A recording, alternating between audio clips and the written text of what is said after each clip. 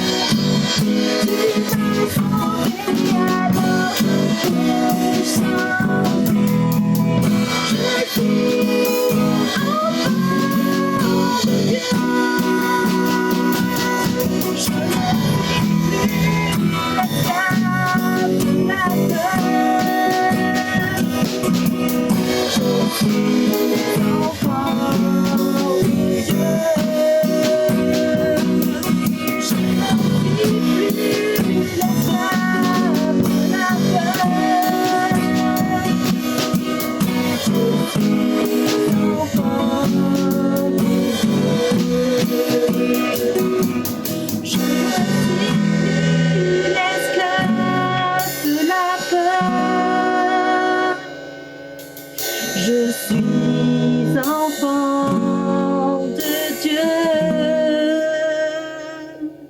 Je ne suis plus l'esclave de la peur.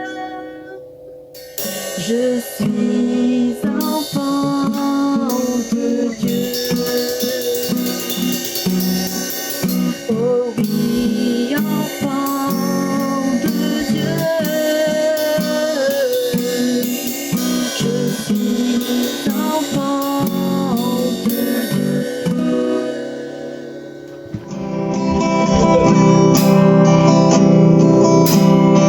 Quand j'ai besoin d'amour,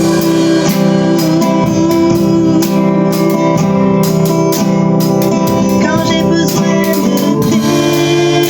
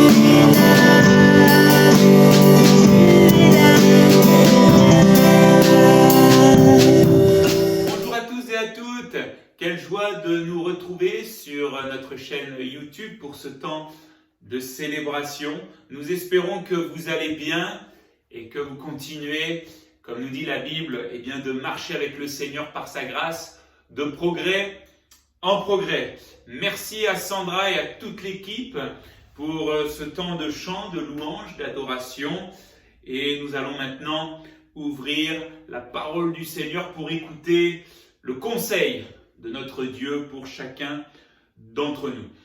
Je voudrais sans plus attendre ouvrir avec vous la Bible dans le livre de Juges, des Juges, au chapitre 7, les versets 9 à 25. Juges chapitre 7, les versets 9 à 25. Nous continuons sur ce thème en route pour la conquête et nous allons clôturer cette série de 4 messages par cette dernière pensée et je vous invite à la lire avec moi. On y va, c'est parti. Il est écrit ceci: L'Éternel dit à Gédéon pendant la nuit: Lève-toi, descends au camp des Madianites, car je les livrerai entre tes mains. Si tu as peur d'y descendre, vas-y avec ton serviteur Pura. Tu écouteras ce qu'ils diront, et après cela, tes mains seront fortifiées. Descends donc au camp. Gédéon descendit avec son serviteur Pura jusqu'aux avant-postes du camp. Les Madianites, les Amalécites et tous les nomades de l'Est étaient dispersés dans la vallée comme un essaim de sauterelles. Et leurs chameaux étaient innombrables comme le sable qui est au bord de la mer. Lorsque Gédéon arriva, un homme était en train de raconter un rêve à son camarade. Il disait: J'ai fait un rêve, j'y voyais un gâteau de pain d'orge roulé dans le camp de Madian. Il est venu heurter la tente et elle est tombée. Il l'a retournée sans dessus-dessous. Elle a été démolie. Son camarade répondit: Ce n'est rien d'autre que l'épée de Gédéon, fils de Joas, l'Israélite. Dieu a livré entre ses mains Madian et tout le camp. Lorsque Gédéon lui entendit le récit du rêve et de son explication, il se prosterna, revint au camp d'Israël et dit: Levez-vous, car l'Éternel a livré le camp de Madian entre vos mains. Il répartit les 300 hommes en 3 groupes et leur remit à tous des trompettes ainsi que des cruches vides avec des torches dans les cruches. Il leur dit: Vous me regarderez et vous ferez comme moi. Dès que je serai arrivé aux abords du camp, vous ferez ce que je ferai. Quand je sonnerai de la trompette, ainsi que tous ceux qui seront avec moi, vous sonnerez aussi de la trompette tout autour du camp et vous direz: Pour l'Éternel et pour Gédéon. Gédéon et les 100 hommes qui l'accompagnaient arrivèrent aux abords du camp peu avant minuit.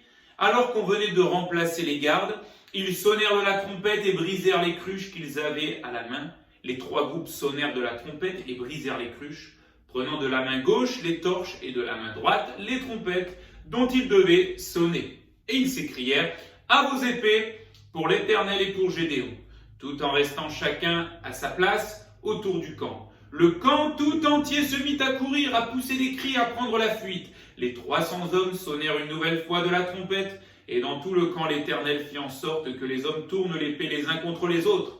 Les hommes du camp s'enfuirent jusqu'à Beth-Shitta, vers Serera, et jusqu'aux abords de Abel Méola, près de Tabat. Les hommes d'Israël, les hommes des tribus de Nephtali, d'Azer et de tout Manassé se rassemblèrent et poursuivirent les Madianites. Gédéon envoya des messagers dans toute la région montagneuse d'Éphraïm pour dire: Descendez à la rencontre des Madianites et coupez-leur le passage de l'eau jusqu'à Beth-Bara, tout le long du Jourdain. Tous les hommes d'Éphraïm se rassemblèrent et ils s'emparèrent des gués du Jourdain jusqu'à Beth-Bara. Ils capturèrent 2 chefs de Madian appelés Oreb et Zeb. Ils tuèrent Oreb au rocher d'Oreb et Zeb au pressoir de Zeb. Ils poursuivirent les Madianites et ils apportèrent la tête d'Oreb et de Zeb à Gédéon de l'autre côté du Jourdain. Amen. Alors, nous l'avons vu et nous vous invitons, je vous invite à revoir les 3 cultes précédents. Pour vous remettre un petit peu dans tout ce contexte, Gédéon a reçu un appel dans un temps plus que défavorable, dans un temps difficile, dans un temps où vraiment les ennemis étaient là, attaquant, oppressant le peuple. Et l'appel de Gédéon, c'est un appel de conquête. Parce que Dieu, le seul vrai Dieu, est un Dieu de conquête et il appelle Gédéon à conquérir sa vie, premièrement, sa famille, deuxièmement, son peuple, c'est-à-dire le peuple d'Israël, le peuple de Dieu, pour le ramener au cœur de Dieu, dans la présence de Dieu, et Gédéon est appelé à conquérir sa nation. Vous savez que cette histoire que nous venons de lire, et l'histoire de Gédéon, va avoir des répercussions qui vont aller bien au-delà de ce que nous avons lu, puisque les victoires qui vont être remportées vont avoir des répercussions, et même des répercussions jusqu'à aujourd'hui. Et j'ouvre cette parenthèse. Mon frère, ma sœur, j'aimerais vous dire, toutes les victoires que nous remportons avec le Seigneur Jésus, avec le Dieu Tout-Puissant, sont des victoires qui auront toujours des répercussions pour la suite et qui auront des répercussions pour le futur. Alors attachons-nous au Seigneur parce qu'il est le Dieu de la conquête, il est le Dieu de la victoire. Gédéon est appelé maintenant à sauver la nation. À sauver la nation du joug madianite. Il est appelé à libérer la nation de l'oppression des Madianites, c'est-à-dire de leurs ennemis. Il est appelé à rendre maintenant à la nation tout ce que l'ennemi, tout ce que les Madianites leur ont volé. Et Gédéon a eu ce fardeau, qui était et qui est un fardeau dans le cœur de Dieu, celui de conquérir au nom de l'Éternel et pour l'Éternel sa propre nation. Je lance cette interrogation à chacun d'entre nous. Est-ce que nous avons toujours aujourd'hui le fardeau de conquérir notre nation, de conquérir pour le Seigneur Jésus le pays dans lequel le Seigneur nous a placés? Est-ce que, comme Gédéon, nous sommes animés de ce fardeau qui est dans le cœur de Dieu? Notre nation, notre pays, je ne vous apprends rien, passe aujourd'hui par des temps si difficiles, où l'on appelle le mal bien et où l'on appelle le bien mal. Des temps où les hommes, les femmes se querellent, se divisent, se battent, même pour certains s'entretuent. Des temps où l'occultisme et toutes les choses mauvaises spirituelles s'emparent des cœurs. Des temps où on se haït. Des temps où, alors que notre pays est appelé pays avec des racines judéo-chrétiennes, un pays qui est, soi-disant religieux, et pourtant un pays qui aujourd'hui tourne complètement le dos à Dieu. Est-ce que nous sommes comme Gédéon, animés du fardeau de Dieu pour notre nation? Il m'arrive souvent de demander pardon au Seigneur parce que je porte plus d'intérêt à conquérir mon cœur, à conquérir ma famille pour le Seigneur, à travailler en vue de ce que l'Église, qu'on puisse marcher avec le Seigneur dans la vérité, oui, mais des fois, et bien trop souvent, j'en oublie que le Seigneur nous appelle à conquérir pour lui, avec lui, notre nation. À nos ennemis ne sont pas humains, ne sont pas physiques. Nous ne sommes pas appelés à combattre contre les êtres humains, contre nos semblables. Non, regardez avec moi ce que l'apôtre Paul écrit quand il parle de cette conquête. Éphésiens chapitre 6, il est écrit ceci, le verset 12, « En effet, ce n'est pas contre l'homme que nous avons à lutter, mais contre les puissances, contre les autorités, contre les souverains de ce monde de ténèbres, contre les esprits du mal dans les lieux célestes. C'est pourquoi prenez toutes les armes de Dieu. »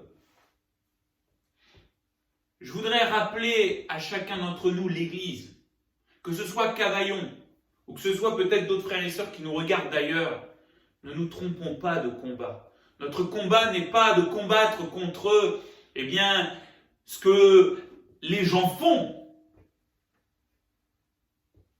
Notre combat est de combattre contre ce qu'il y a derrière. Et ce qu'il y a derrière, l'apôtre Paul nous éclaire par la puissance du Saint-Esprit.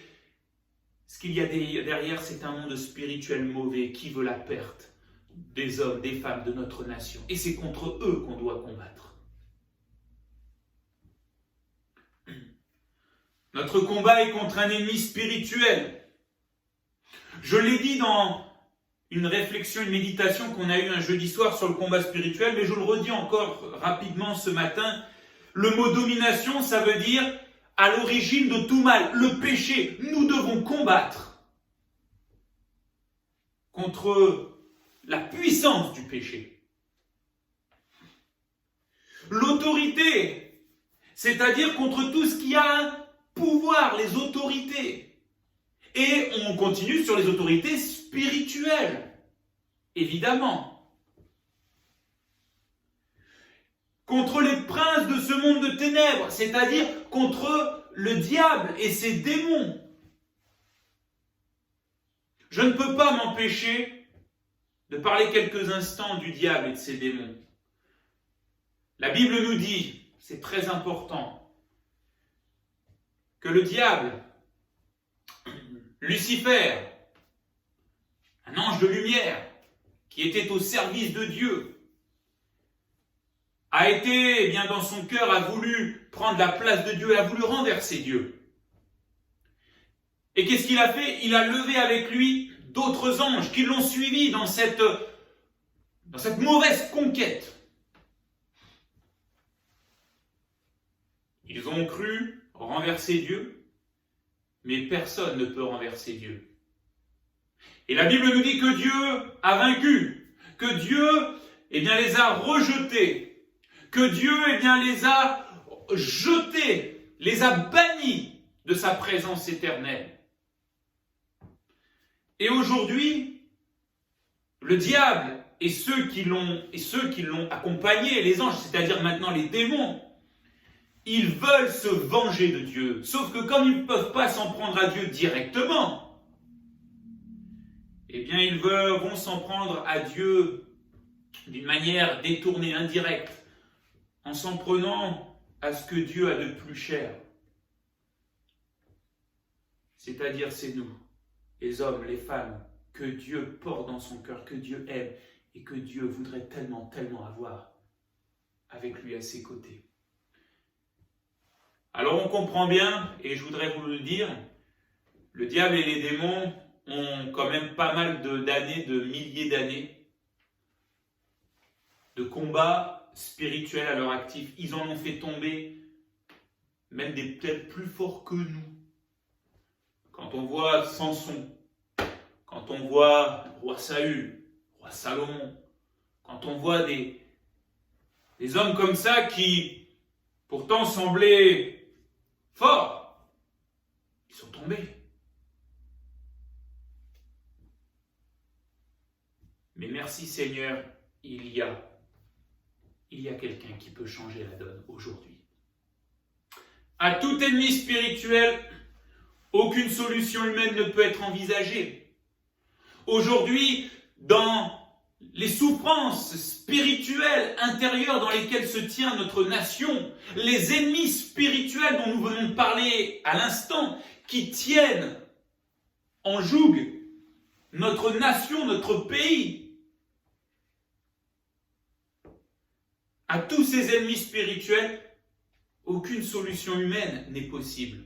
Nous ne pouvons confronter le spirituel à l'humain. Et c'est pour ça qu'un miracle est venu du ciel. Ah, dans l'Ancien Testament, dans les Juges, Dieu a appelé Gédéon pour le représenter et pour qu'il combatte et qu'il fasse la conquête de sa nation au nom de l'Éternel. Gédéon a combattu, lui, des ennemis humains. Mais nous, aujourd'hui, oui, ce sont des ennemis spirituels. Et la Bible nous dit que aujourd'hui, ce n'est pas Gédéon. Aujourd'hui, ce n'est pas un simple homme. Aujourd'hui, la Bible nous dit que Dieu est venu en chair et en os, dans un corps semblable au nôtre. Dieu est venu en la personne de Jésus pour aujourd'hui conquérir, pour aujourd'hui triompher de tous ses ennemis spirituels. Et la Bible nous dit qu'à la croix, Jésus a pris ses puissances spirituelles, ses dominations spirituelles, ses ennemis spirituels qui tiennent bien des cœurs, bien des vies entre leurs mains, entre leurs griffes. Jésus les a pris et il les a vaincus. Il a triomphé d'eux à la croix et la Bible nous dit qu'aujourd'hui, toutes ces puissances spirituelles ne peuvent rien faire contre Jésus, contre le nom de Jésus, contre la puissance de Jésus. Jésus est venu pour sauver notre nation, pour sauver tous les hommes, les femmes, quel que soit leur âge, quelle que soit leur condition sociale, quelles que soient leurs origines, quelle que soit leur religion, quel que soit ce qu'ils ont fait. Jésus est venu, nous des fois nous faisons un petit peu des comparaisons, mais Jésus ne fait aucune comparaison. La Bible nous dit qu'il nous aime d'un amour éternel. Et d'ailleurs il a dit, je ne mettrai pas dehors quiconque ceux qui viennent à moi. Jésus est venu pour sauver les hommes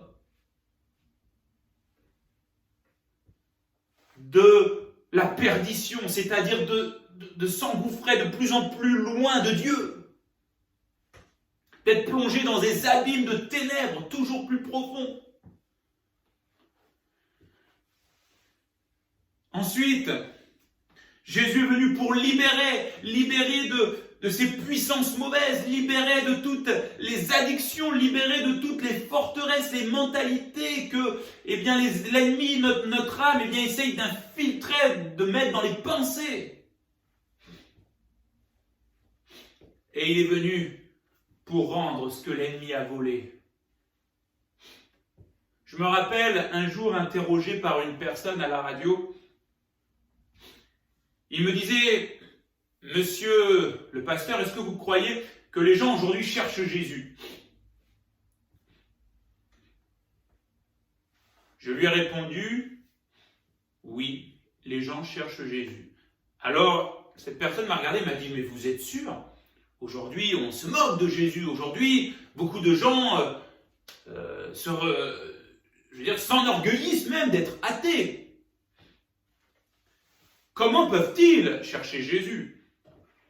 Et je crois de tout mon cœur que le Seigneur m'a permis de répondre avec sagesse.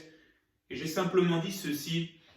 Oui, je l'atteste, les gens cherchent Jésus. Pourquoi? Parce que les gens cherchent ce que seul Jésus peut donner. Les gens cherchent la paix. Jésus est le prince de paix. Les gens cherchent l'amour. Jésus est l'amour de Dieu incarné. Les gens cherchent la joie. Jésus est la joie. Oui, donc si nous cherchons ce que seul Jésus peut donner, nous cherchons évidemment Jésus. Et que le Seigneur continue de se révéler au cœur, aux vies. Luc chapitre 19, verset 10. Car le Fils de l'homme est venu chercher et sauver, non pas certains, mais ceux qui étaient perdus. Moi, je remercie le Seigneur pour l'Église que nous sommes. où nous avons des gens qui viennent de toutes les origines, les ethnies de ce monde, de cette terre, et où ensemble nous sommes unis sous la bannière du Seigneur Jésus-Christ. Je voudrais lire avec vous cette parole de 1 Corinthiens 12, 27.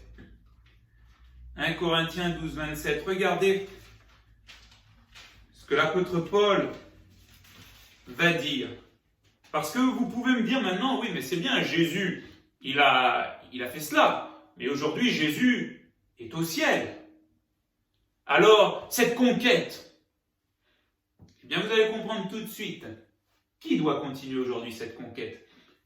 Et que c'est même un ordre, c'est une mission, eh bien, que nous devons porter dans nos cœurs. 1 Corinthiens 12, 27, vous êtes le corps de Christ. Et vous êtes ses membres, chacun pour sa part. Et puis, si on n'avait pas trop bien compris, Paul rajoute, Dieu a établi dans l'Église, etc. L'Église est le corps de Christ.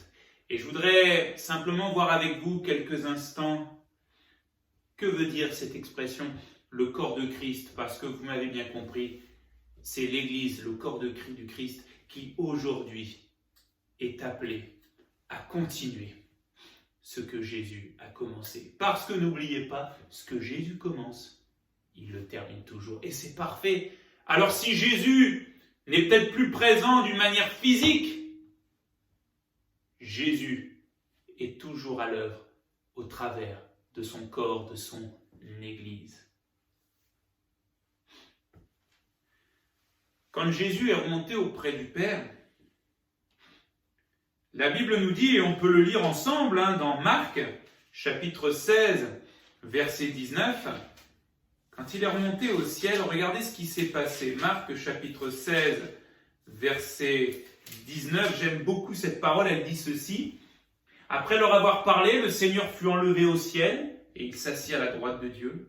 Quant à eux, ils s'en allèrent conquérir, c'est-à-dire prêcher partout la bonne nouvelle de Jésus. Le Seigneur travaillait avec eux et confirmait la parole par les signes qui l'accompagnaient. Que veut dire aujourd'hui conquérir notre nation? Eh bien, conquérir notre nation, ça veut dire continuer de répandre la bonne nouvelle de Jésus-Christ, celui qui est le seul à pouvoir, eh bien, délivrer, triompher de tous, eh bien, les ennemis spirituels qui sont là. Ça veut dire répandre la bonne nouvelle, oui, par nos paroles, mais aussi par notre vie, puisque notre vie, elle témoigne puissamment de ce que Jésus a fait, de ce que Jésus peut faire. Le corps de Christ, l'Église, c'est elle, c'est nous qui sommes appelés par Jésus à continuer cette merveilleuse œuvre. Regardez avec moi, et je vais terminer par là, le corps de Christ, ce qui veut dire que nous avons le même ADN spirituel que Jésus. Je regarde par exemple, je vous donne cette image. Je suis Matthieu, je m'appelle Matthieu, et ma main ne s'appelle pas Gérard. Ma main, comme elle fait partie de mon corps, ma main, c'est Matthieu. Et ma main, elle porte exactement, eh bien, le même ADN que tout le reste de mon corps. L'ADN, entre guillemets, de Matthieu.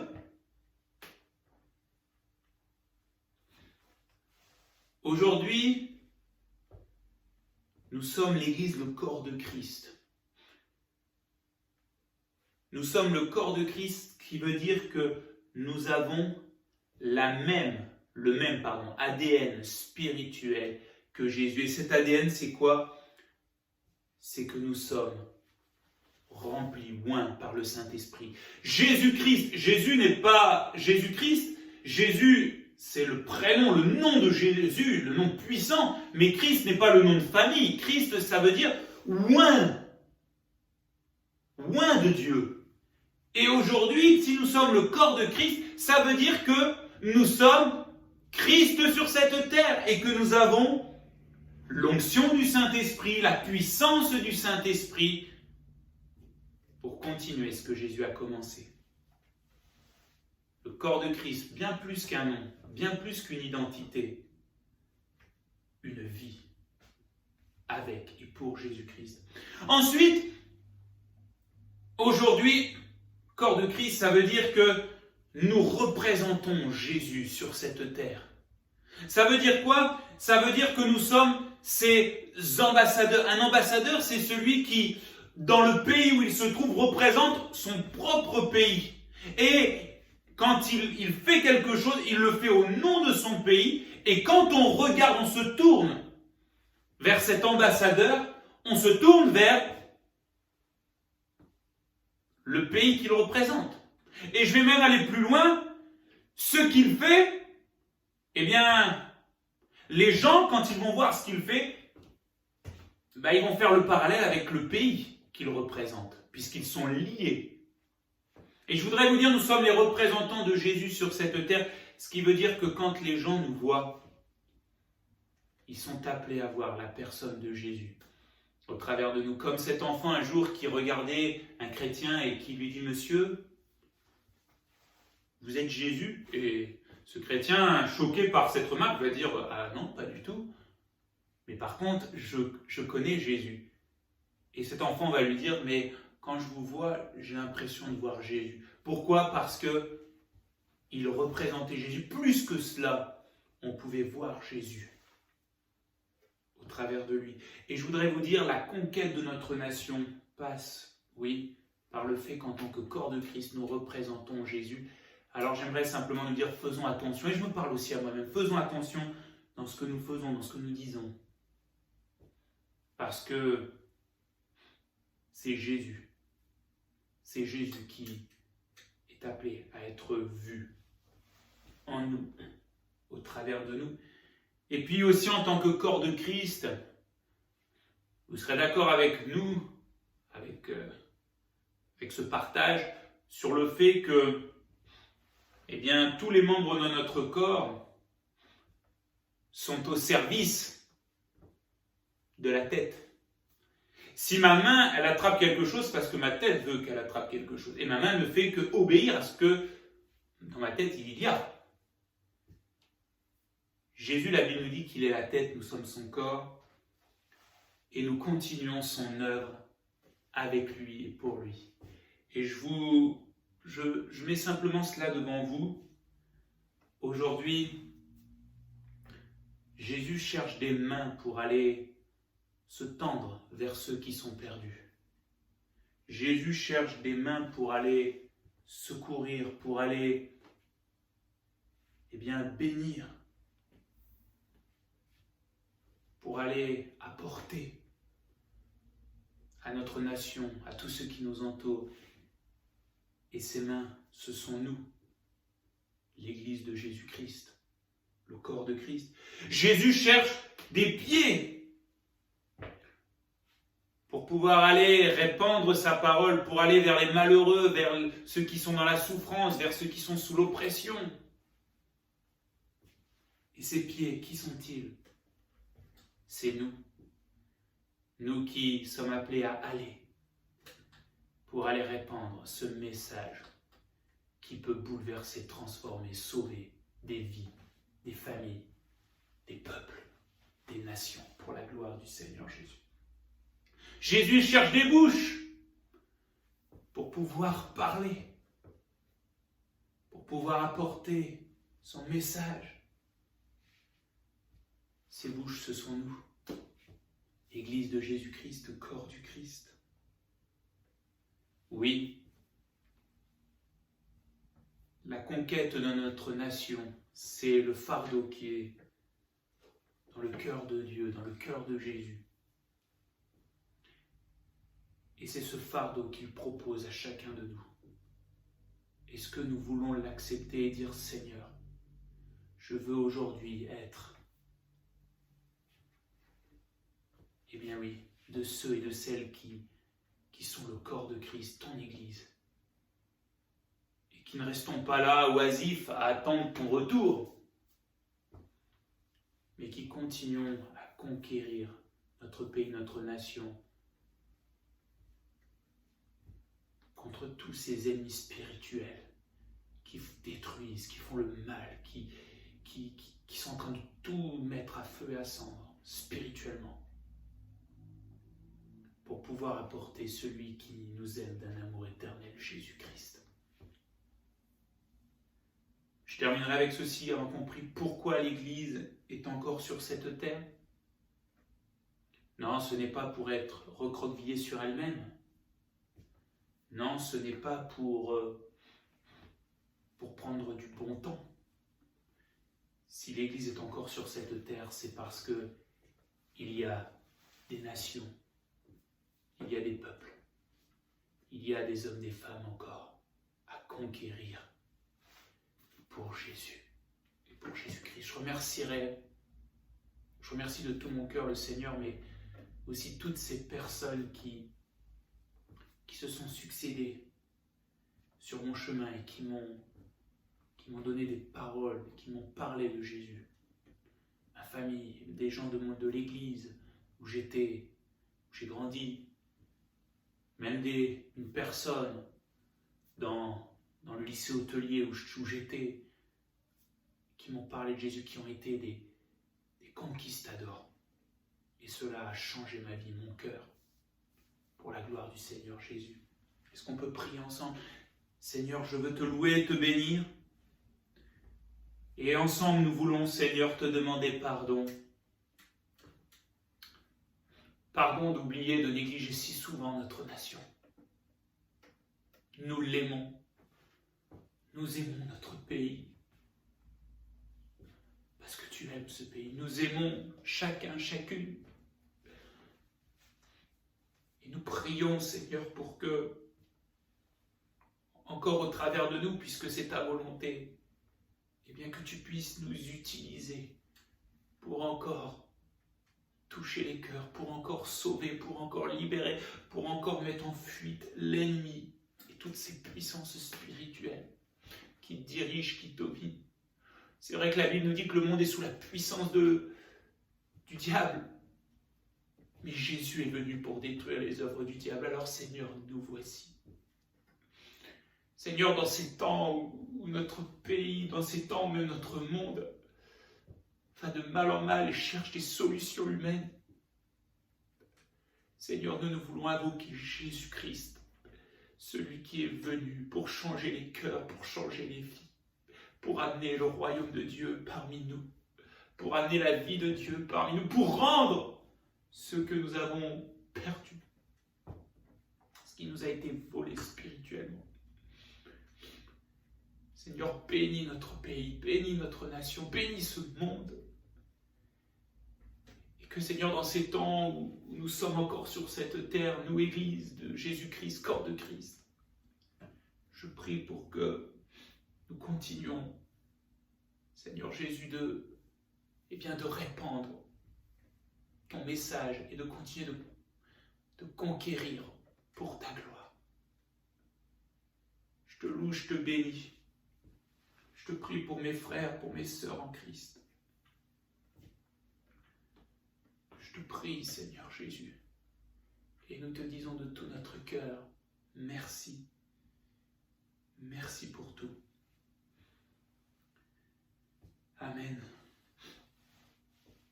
Amen. Continue de prier encore pour toutes ces paroles afin qu'elles ne soient pas simplement que écoutées, mais qu'elles soient entendues et qu'on puisse les mettre en pratique. Avant que nous puissions prendre un dernier chant, je voudrais faire une annonce, deux plutôt. La première, c'est de vous dire, n'hésitez pas, en dessous de cette vidéo, à regarder toutes les informations, pour un petit peu avoir plus de détails. N'hésitez pas aussi à nous soutenir en mettant un pouce, un like, en vous abonnant aussi à notre chaîne pour recevoir les informations.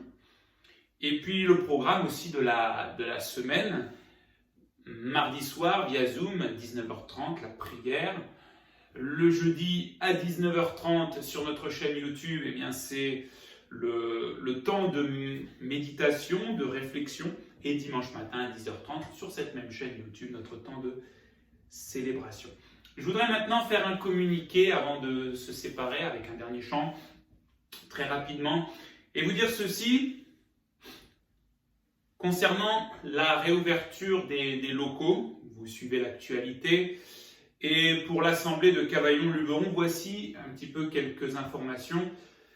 Au vu du sondage que nous avons réalisé auprès des membres de l'Assemblée de Dieu de Cavaillon-Luberon et des réponses que nous avons eues,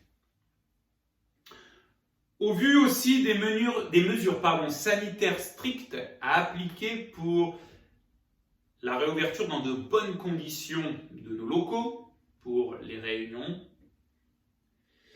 au vu aussi du peu d'équipiers, c'est-à-dire dans les domaines qui vont être le plus sollicités, l'accueil, la sécurité, le ménage, le secteur musique aussi.